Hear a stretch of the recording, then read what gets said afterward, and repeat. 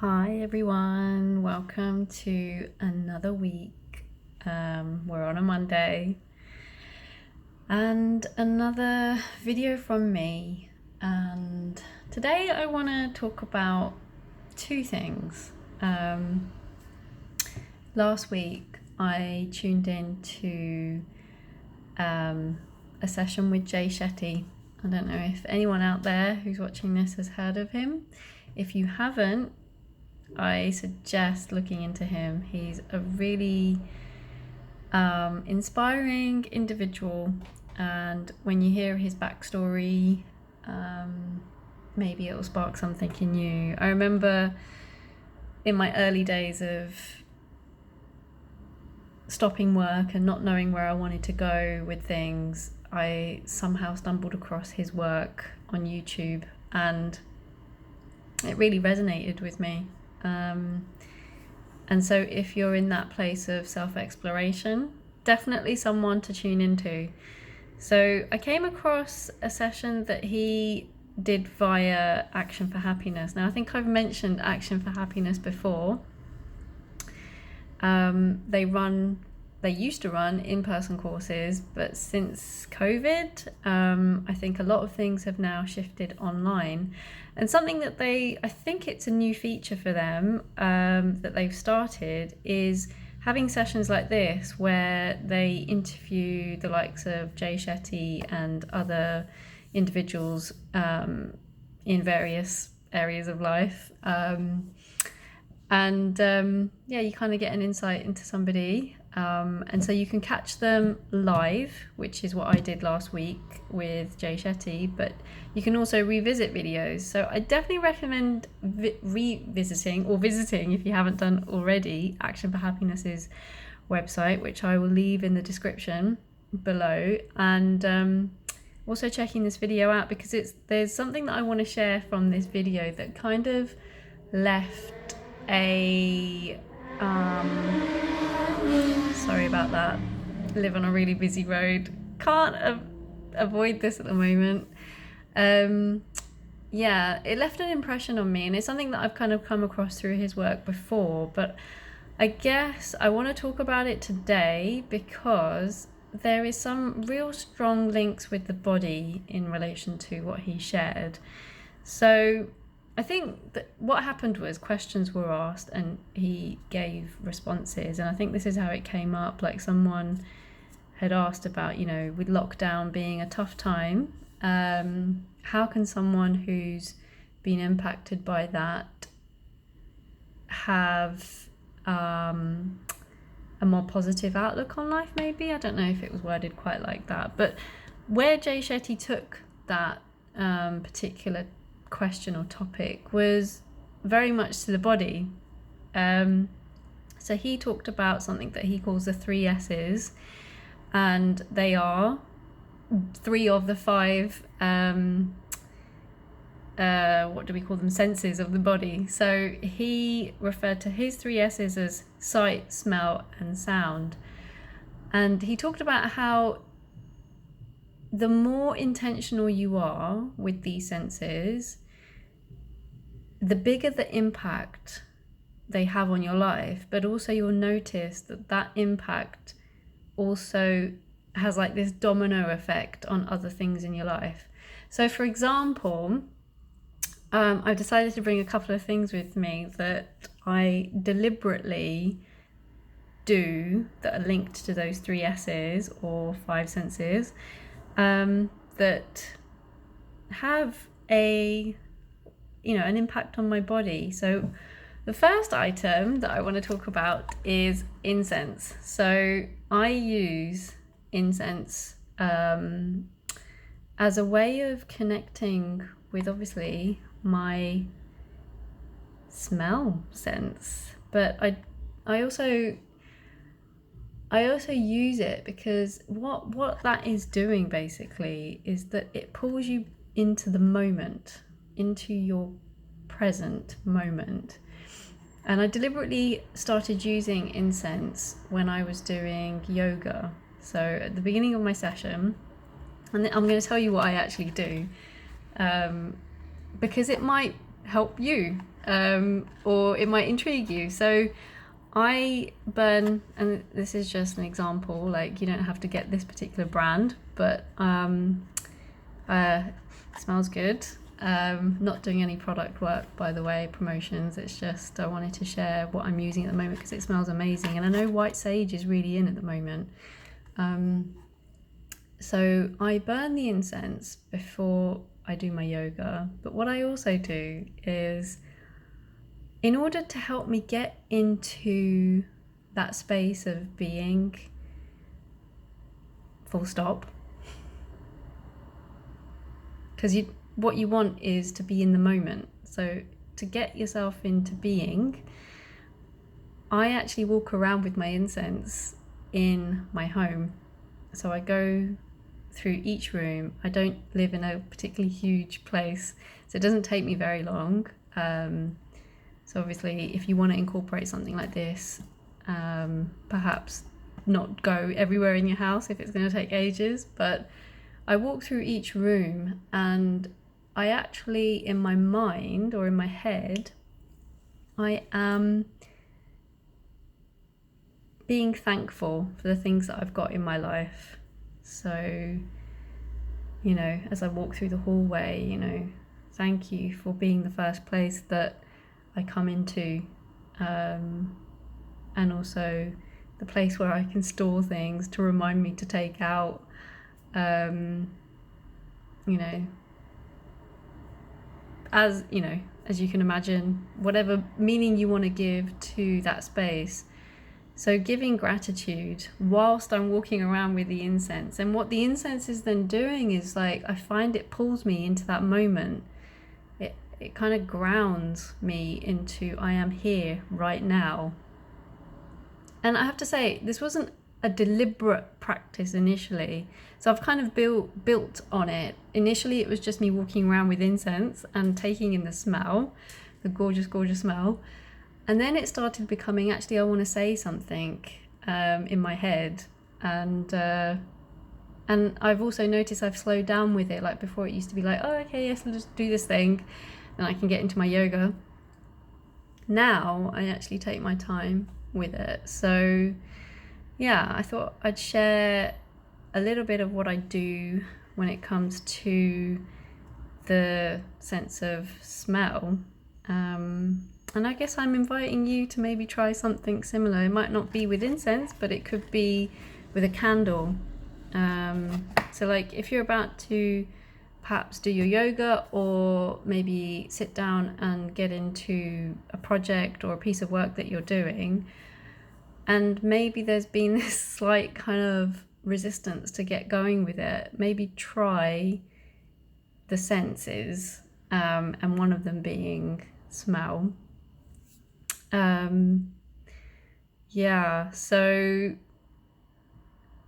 and it doesn't have to be like work related as well. This is just about being deliberate with what you're bringing into your life. Like, those smells for me do something for me, and that's different to each person. So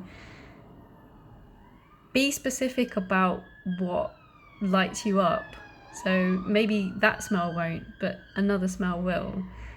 And it doesn't have to be, for yoga or a piece of work. It could just be, as you sit there enjoying, your favorite program. But what it will do is that it will hook you. It will hook you into being more in the moment. And I think his message behind that is that if you do these things, take these actions, then maybe you will feel a lot more at peace. Maybe it will invite a bit more peace into your life, a bit more groundedness, and a bit more being in the present. But I think the only way to do that really is for you to choose something that works for you. So that's why I'm saying that's just an example of what I do, but that may not work for you. So just have a play around, have a think about what could be something that's meaningful for you. And I think the other thing I wanted to share, so he talks about sight, smell, and sound. So I've covered smell, and he talked about the first thing that you do in the morning. So don't use your phone as your alarm clock, because what you'll find is that you'll reach for your phone and you'll start scrolling through your social media. And I thought that was a really, really timely message that I needed to hear. And I haven't gone as far as got a separate alarm clock, but I'm more deliberate about placing my phone away from my bed now. So, if the alarm is on it, it makes me get up to turn it off, but then I'm trying, since hearing his message last week, to not then sit there on my phone or lie there in bed on my phone just scrolling through. So not to do that as the first thing. And to introduce something else, like couple of mornings last week, I got out of bed after about 5 minutes of the alarm going off, and then I was out on a walk. So try something that sets you up for your day. Like sometimes scrolling through social media isn't going to have that effect. It's not going to leave you feeling at peace. It may just, because social media for me at least is noise and lots of visuals, and your body is taking it all in, and it does leave an imprint on your body, whether you realize or not. It's all quite a lot, especially first thing in the morning. So maybe taking yourself on a walk, or just sitting on your own. Don't have to call it meditation, but just sitting there and trying to not be distracted by too much, and actually just be with your body, basically. So just a couple of suggestions, but yeah. So that was his sound suggestion, I guess, and also his sight. And I think since I heard that, I tuned into his share, I've just noticed like I've wanted to be more intentional about what I actually do, especially first thing in the morning, and also throughout the day and into the evening. So first thing and just before going to bed, they tend to be the times where it does make a difference in terms of how your mood is, and also what your body feels as well. Like noticing those sensations can make a difference. And the other thing I wanted to share on sight was I've been keeping, I think I've mentioned before, a gratitude /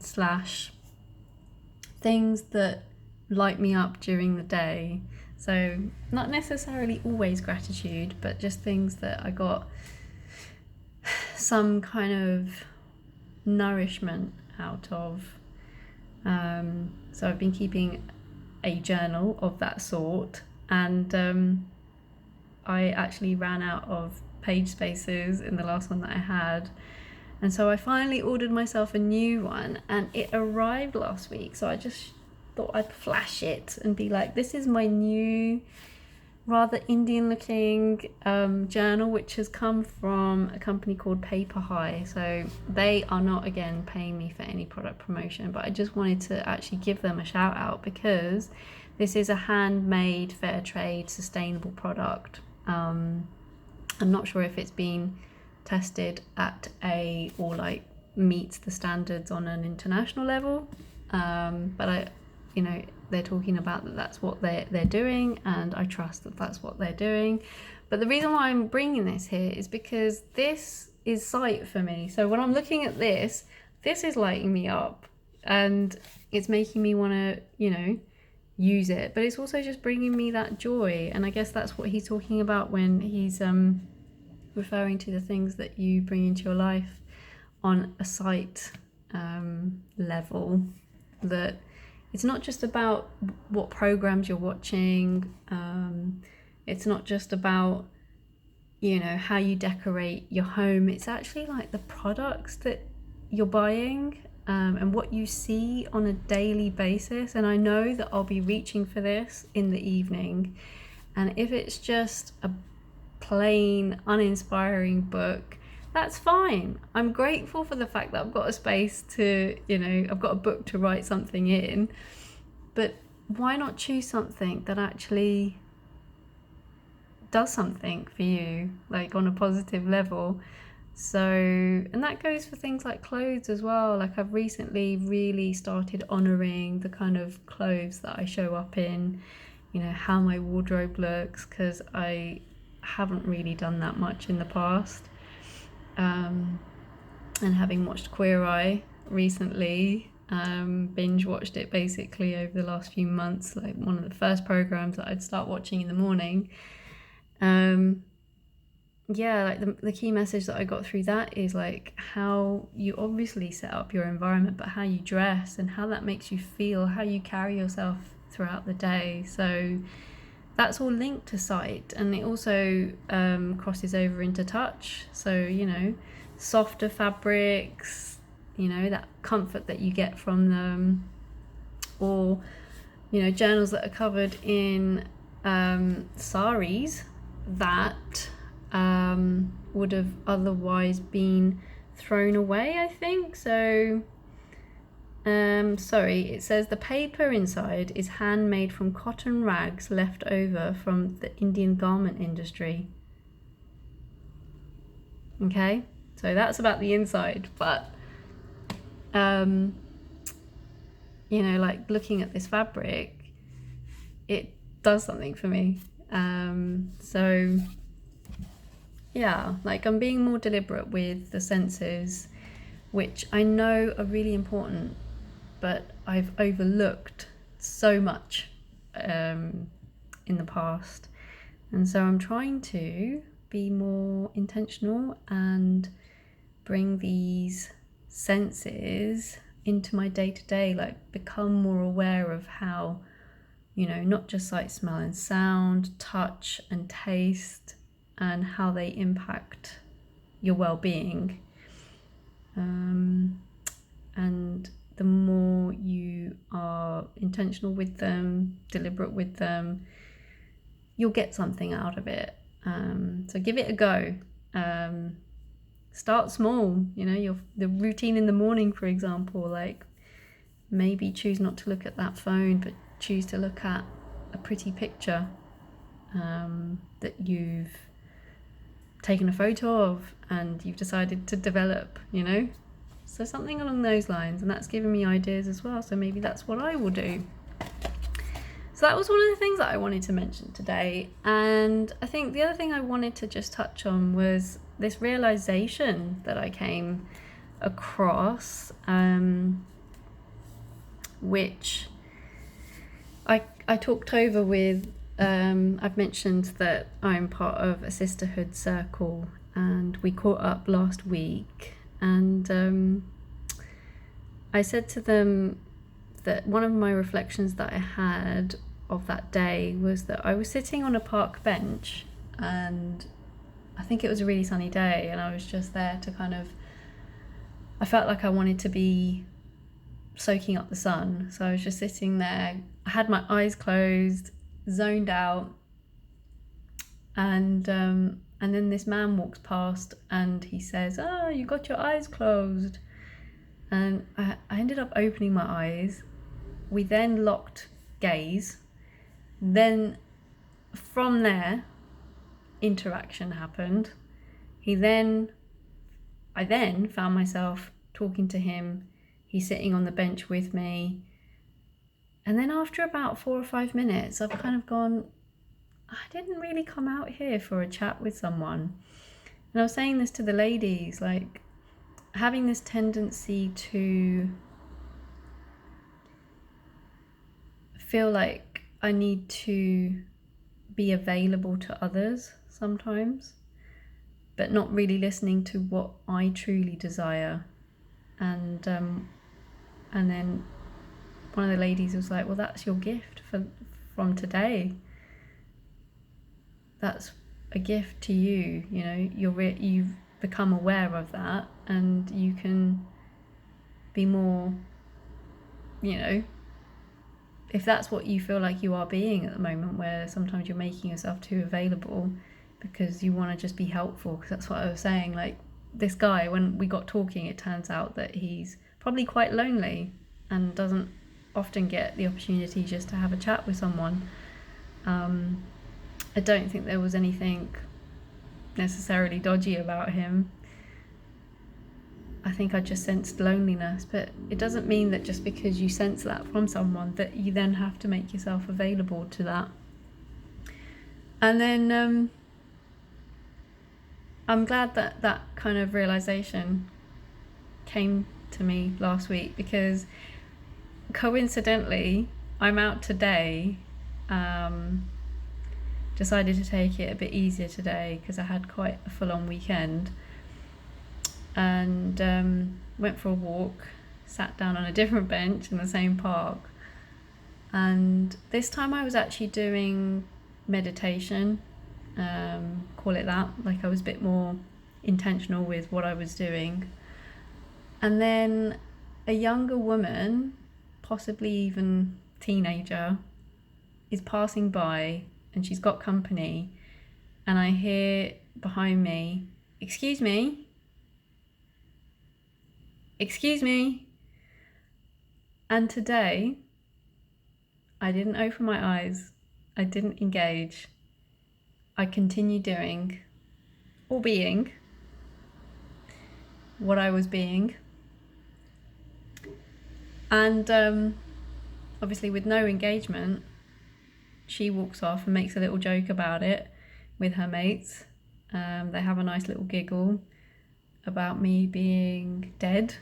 I think she's dead, was one of the comments that came out, and it's like a robot.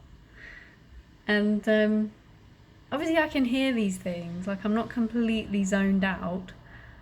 And then just like they get further away, it actually brought a smile to my face eventually, because at first I was just like, oh, you've disrupted my peace. But then I let go of that thought and tried to maintain the place that I was at before they came into my bubble.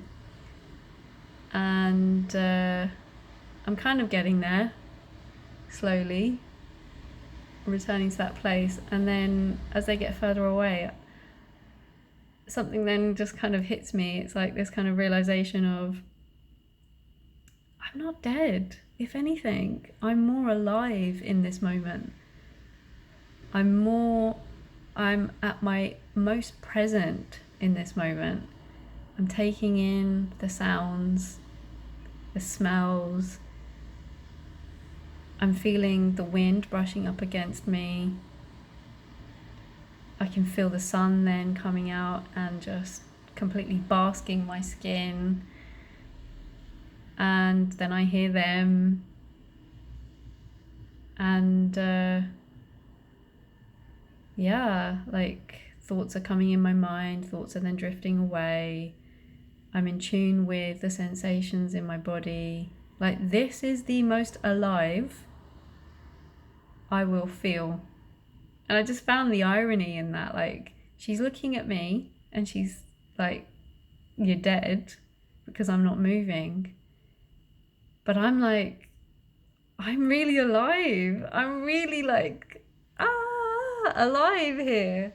So it kind of, it brought a little smile to my face. And I just wanted to, share that little reflection of, tuning into what you really want in a moment. And it might not serve the other person. And I mean, with her, I don't think there was any purpose behind it besides disrupting my peace. They didn't sound like they were in urgent need of something. And so, today I was really proud of myself for choosing or not choosing to engage. Yeah. So, honor your own needs. That's the message. Honoring your needs more and more. Doesn't make you a bad person. Doesn't make you selfish. It might feel like it does, and you feel guilty. But today, after that learning that I had last week, when it hit me, I didn't feel guilt.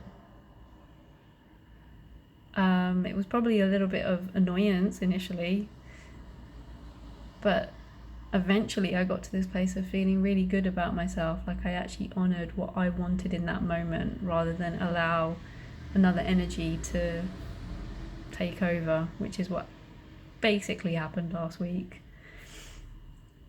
So yeah, there's my shares. Hopefully they were of some use. And I guess that's it for me today. And if you liked what you heard, give it a big thumbs up. And if you want more of these reflections, give it another big thumbs up. And also, leave any comments, any suggestions for what you'd like to see as well, what you want to hear. There's obviously a lot for me to share about my life still, which I haven't really done. And these are just small snippets. But yeah. Anyways, have a good week. And I shall see you next week.